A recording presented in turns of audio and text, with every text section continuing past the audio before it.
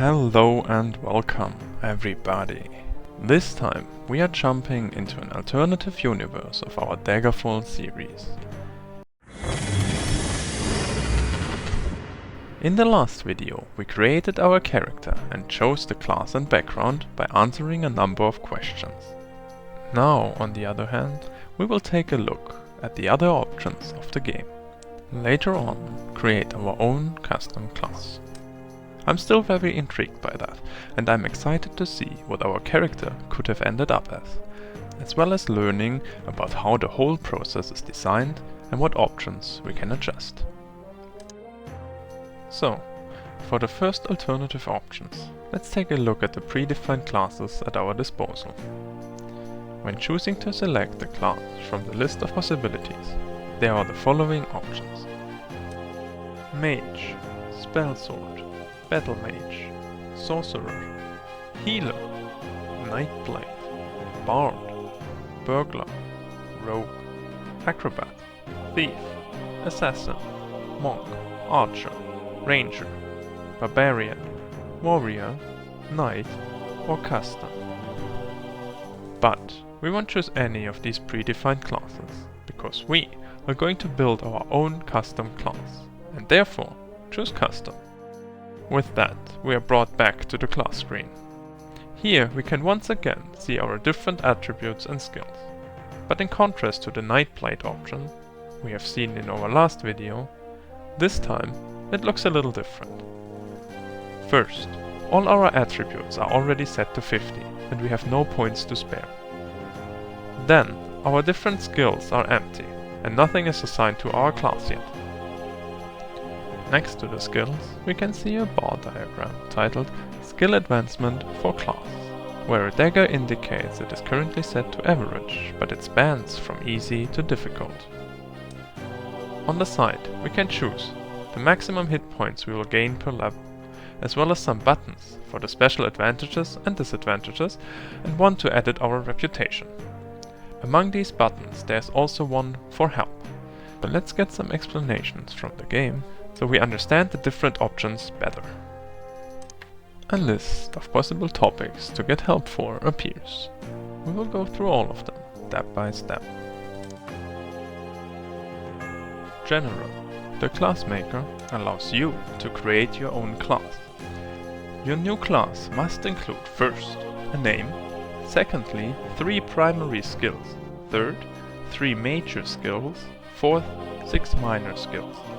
All other custom features are optional. Adjusting some of these, such as adding special advantages or disadvantages, and higher or lower health points per level, makes it more or less difficult for the class to improve its skill and thus rise in levels. The sliding dagger bar, marked Skill Advancement, represents the difficulty of a class learning new skills. If you have any specific questions about the function of the class maker, click the appropriate section under Help. Attributes.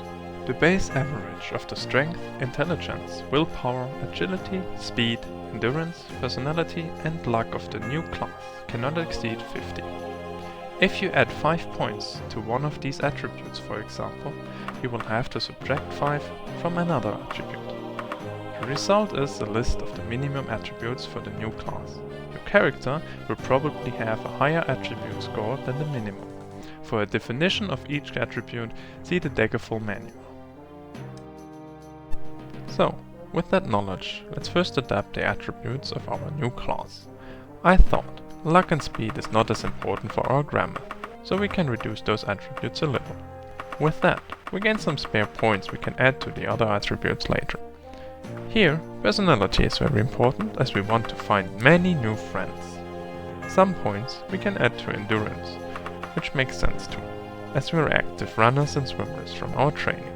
And of course, we studied a bit too, for some intelligence. We will also get a little bit of willpower as well as agility from our training.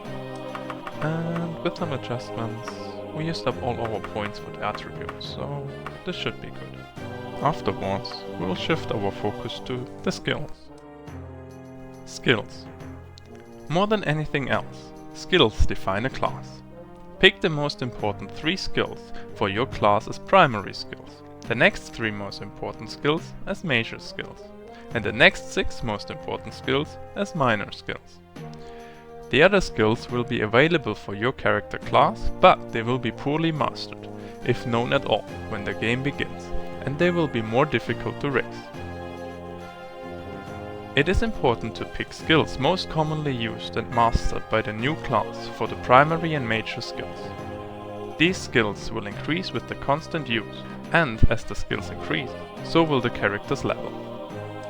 The skills are Alteration, Archery, Axe, Backstabbing, Blunt Weapon, Centurion, Climbing, Critical Strike, Deadrick, Destruction, Dodging, Dragonish, Etiquette, Giantish, Hand-to-Hand, Harpy, Illusion, Impish, Jumping, Lockpicking, Longblade, Medical, Mercantile, Mysticism, Nymph, Orcish, Pickpocket, Restoration, Running, Shortblade, Spriggan, Stealth, Streetwise, Swimming and Thaumaturgy. From these skills we'll pick the ones most suitable for our class in descending order. For primary, first, as we decided Gramoth to be a sword fighter, we will pick that skill.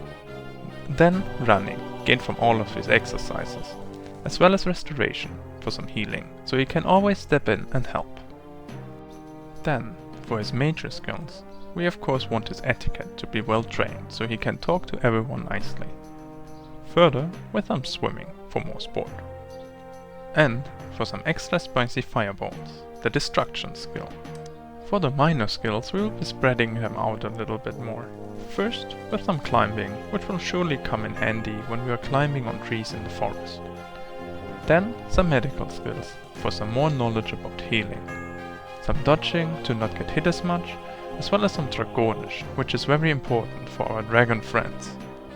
Some martial arts via the hand-to-hand combat, and lastly some jumping, which seems to fit in very well with the other athletic skills like running, swimming and climbing. Next we'll come to the skill advancement bar on the side. This is described in the help section as followed.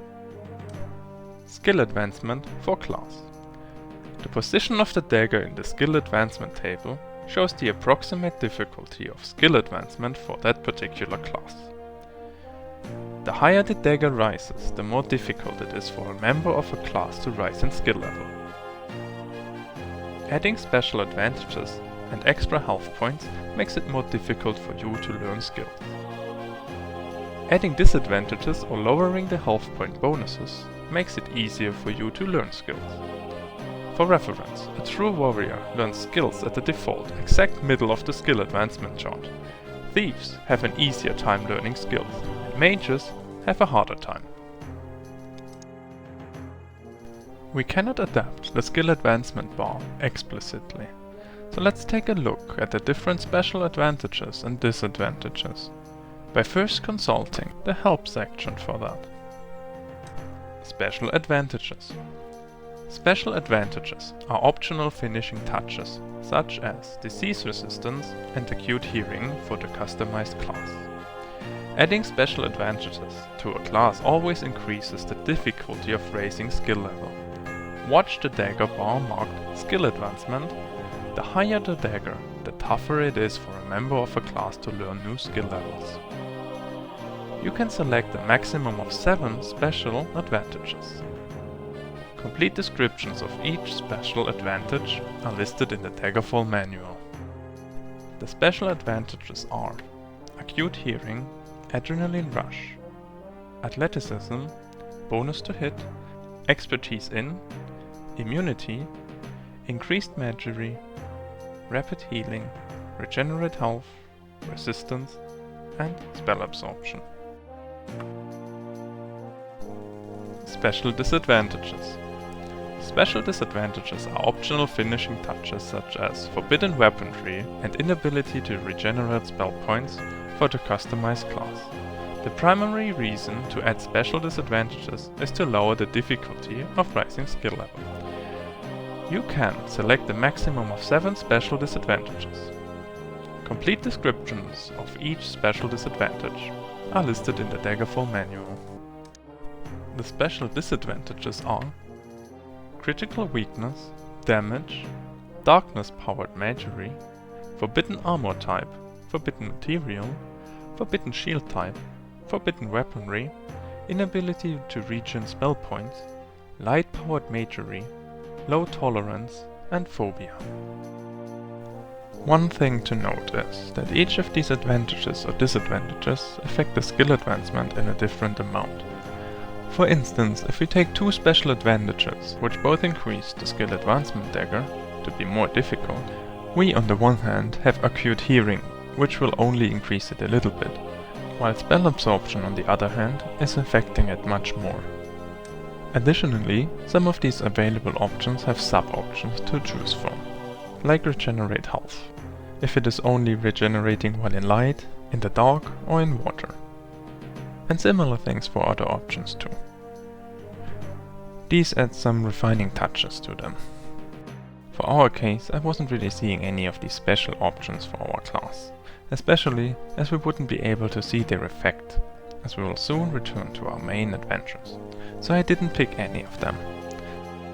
And with that, we can continue with the selection of our reputation. Reputations. Editing reputations is an optional class creation feature which allows you to help determine how a certain board society factions are inclined to react to someone of your custom class. These groups are by no means the only reputational groups in the game. They are merely the broadest and most common. The base average of all the reputational groups together must always equal 0. Thus, if you add 5 points to your reputation with one group, you must subtract 5 from another. For more on the importance of reputation, see the Daggerfall manual.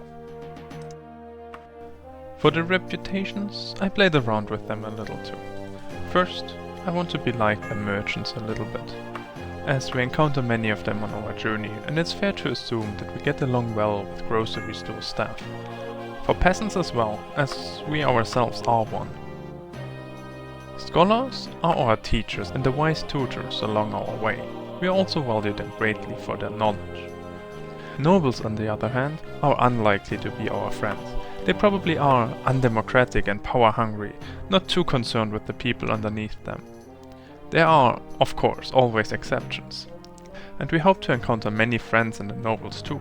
But in general, there will be some suspicious between us and the nobles. So let's lower those values a little.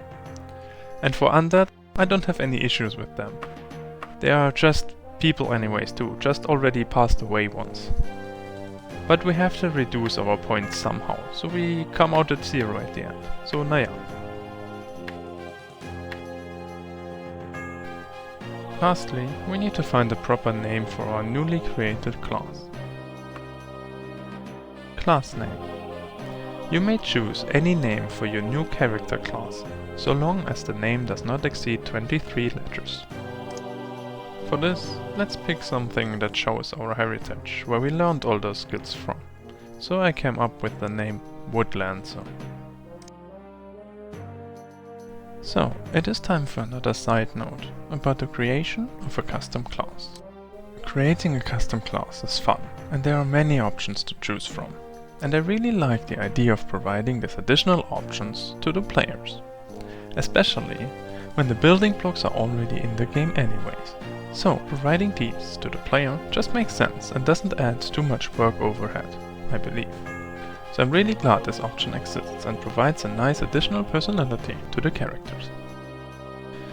After we created and selected our class, we can continue and create our character's background, similarly to what we have done before for Gramoth the other as well. With this, we once again arrive at the screen to define our character's background. This time, we will also choose our background manually. This brings us directly to the results screen, showing some changes in the reputations. But there is no other selection to be made, so not even the starting equipment can be selected. And then the game properly starts. But we'll end our detour into the alternative timeline here, and continue the adventures of the Nightblade Gramoth next time. One funny thing that I want to mention is that even when I picked short blade to be my major skill and had no long blade skill selected, my starting equipment still contained 2 long blades. Weapons I can barely use, so yeah, that would have been unfortunate. Okay, that was everything for now. It was just planned as a little sidetrack before we can continue with our real adventures. And we will continue our adventures with the original selections for Gramoth. I just wanted to show the other options as well, as I always like to see the other parts of a game we would have otherwise missed out on. So, I hope you enjoyed this little alternative reality. Take care and see you next time. Bye!